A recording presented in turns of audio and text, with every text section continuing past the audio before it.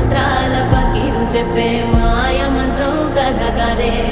చంటోళ్లను భయపెట్టే భూచోడి కథ కదే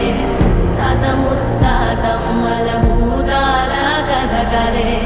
విక్రమాదిత్యుడు చెప్పిన వేదాళుడి కథ కదే దీపము నుండి దెయ్యం వచ్చే అల్లావుద్దీన్ కథ కాదే ఇది ముడత చర్మం ముసలి చెప్పే కథ